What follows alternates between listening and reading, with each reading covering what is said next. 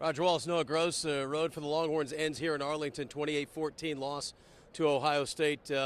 Boy, talk about the exhilaration of how the Arizona State game kind of unfolded, and polar opposite tonight for the Longhorns. 4 minutes to go, a chance to punch it in, tie the ball game, strip sack, game over. Ohio State wins by 2 touchdowns. You feel for this Texas team that you've seen kind of grow, but especially the players that have helped get it to this moment, guys like Alfred Collins. Michael Taft was distraught after the game, and understandably so. A lot of the players were emotional afterwards. There's videos of Taft, and he was crying, he was screaming. Maurice Blackwell, a guy that's fought through a lot, fought through injuries, was emotional on the Texas bench. A lot of guys just kind of like sat down and looked around, and it was Quintravian Wisener, a Texas running back, who was like quick to go over to Blackwell and try to comfort him. And we got to talk to Wisener post-game and asked him, what were you saying to Blackwell? And a guy who doesn't get a lot of acclaim, he's one of the linebackers that's, in the rotation, but he's had injuries. There's guys in front of him. And he just said, I wanted to thank him for that whole senior class and what they've meant to him in this program and turning things around and giving him so much leadership. Because, I wasn't there for the 5 and 7 season, but I was there for 8 and 5. You obviously saw this whole Sark era grow. 2 years in a row in the semifinals, incredible from where they were a couple years ago. And for those guys that were there last year and came back to take the next step, they were all the questions about this is a long season, you're super tired. They were yeah, it is, but we're fine. This is what we came back to do. You kind of feel for those guys who this was the next step for them to try to actually finish the job. And to get in this, what we expected to be a slugfest, and it looked early on, Ohio State scores quickly, kind of following their playoff pattern, but they didn't run away and hide like they did against Tennessee and Oregon, and Texas just could not find any consistency offensively. Finally, they get the one drive, and then boom, Chip Kelly's thinking, all right, maybe if I get one good play, I'll make a run at scoring at the end of the half. Well, he gets a 75-yard screen pass. Just like that, momentum sucked away.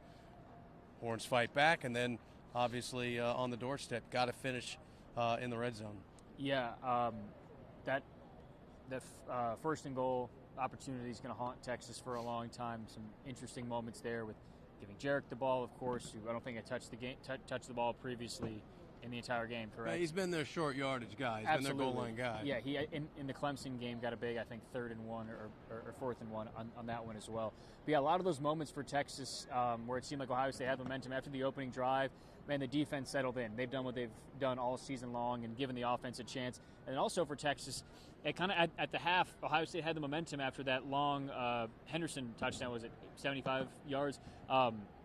And Texas has struggled in the third quarter, especially as of late. And Ohio State's been a good third quarter team, so you're kind of thinking this is clearly in the Buckeyes' favor. But Texas in that third quarter flipped the switch entirely, and that was one of their best quarters of the season. A guy I wanted to point out was David Benda, another guy in that linebacker room who's we always have fun talking to, is always great talking to us. And clearly worked so hard, fought through some things early in his career, position changes, things like that.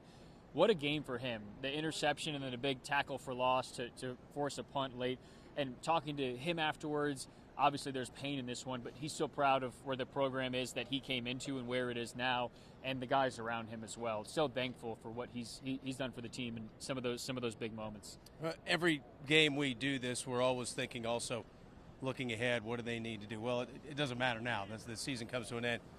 But one of the big Achilles heel, they're 95th in the nation in red zone offense, and kind of ironic that would be where it kind of undid them in the end and ended the season. And that was a big one last year, a big topic last year for this Texas team. We thought they were getting better on it at points this season, but yeah, Texas had driven down the field and they had fought through a lot in this game too. You think about the wide receiver room had been largely decimated by injuries. Isaiah Bond clearly not himself. Matthew Golden, I wasn't able to hear the broadcast, but fighting through an ankle injury, I believe, came back and made some big plays. What a warrior. He's one of my favorite receivers to watch in recent memory. Gunnar Helm got the huge hit in the first half, so everybody was, it seemed like, playing on fumes.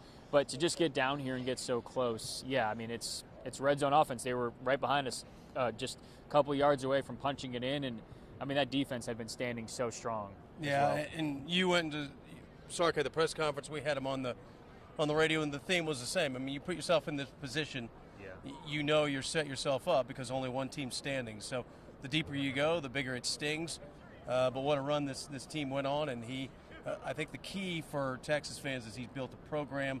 I don't think this is a flash in the pan, 2 in a row.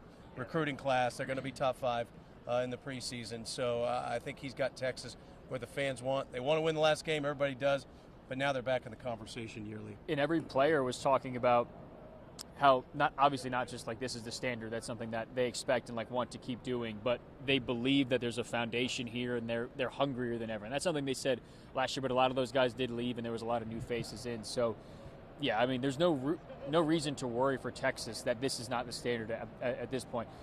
Look back a season ago, obviously there's some coaching changes with the other programs, but Washington, Alabama, and Michigan all did not have the seasons they wanted, all missed the 12-team college football playoff. Sark has built something here, and he's had his same coordinators. Obviously, we're presuming at this point that reportedly there's going to be a different starting quarterback for Texas, so there's going to be some things different, but just the message from the team afterward, so confident that this is what the team expects. I think it's safe to say the Arch Manning era will start until somebody tells us it's not going to start. Yeah. When the Longhorns go back to spring practice. But yeah, in this day and age, we can't sit here and say anything definitively. But they're going to go to Ohio State at the end of August, and they're going to be a top 5 team. Ohio State might be defending national champs or, at worst, national runner-up. And that can just be a great college football game, and we've learned so well this year that that won't define anything. I mean, look at Notre Dame. We're sitting there after Texas beat Michigan. They lose to Northern Illinois, and they're gonna play Ohio State for the national title. Yeah, it was really an incredible season. And just looking at the journey for Texas and everything this season meant. First season in the SEC, some of the players were kind of overselling how nobody believed in them and that mindset, which they tend to do. But there was question marks about, the SEC move and the rivalry games that came with it. Might not have been the best season for Arkansas, A&M, and Michigan, but to win all 3 of those games on the road was pretty incredible. Make it to the SEC championship game and beat Clemson and Arizona State. I think they have to be extremely proud of this season and the direction of the program offensively and defensively. Because offensively, like we said, there was wide receiver injuries. There was a ton of running back injuries as well.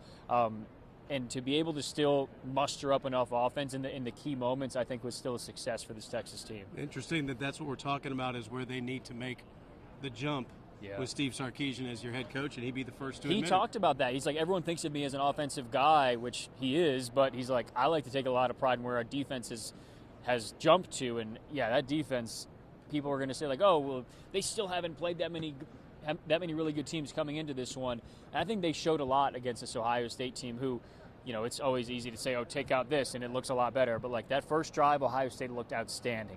And we thought that kind of might be the theme, but Texas settled in defensively. And when the offense was doing nothing in the first quarter, I was thinking to myself, the defense has settled in. The offense does this. They kind of sputter for a quarter a game or something like that, and then they're able to find their footing. And they were to an extent. But yeah, that Texas defense was just – it was clearly a mentality thing for them, and what a special season for that side of the ball. Yeah, and they'll start up in spring practice not too long, and we'll be talking about the transfer portal and what pieces that Sark brings in to kind of fill the gaps along with the recruiting class that will be top 3. All right, who do you like on January 20th in Atlanta? I think you know who I like. Who do you think will win? Yeah. All right, you're going to take the Buckeyes? I will take to me, I never really believed Notre Dame was a team that's going to win a national championship until this team came along. This group clearly handled the inferior opponents, obviously with the exception of the Northern Illinois games, but had some marquee impressive wins as well. Beating Georgia like that, albeit no Beck, which I don't know how much of a step down that is. Notre Dame is very impressive, but this Ohio State team, when they're not facing Michigan, seems to be as good as anybody in the country. Yeah, they lived up to the hype of being the best roster in the country, preseason number 2. I'll go with the old Ohio State linebacker Marcus Freeman to beat his alma mater for the national title. Some fun storylines in that one. That'll do it from us in Arlington. Longhorn season comes to an end here at the Cotton Bowl Classic. For Noah Gross, I'm Roger Wallace. Thanks for watching.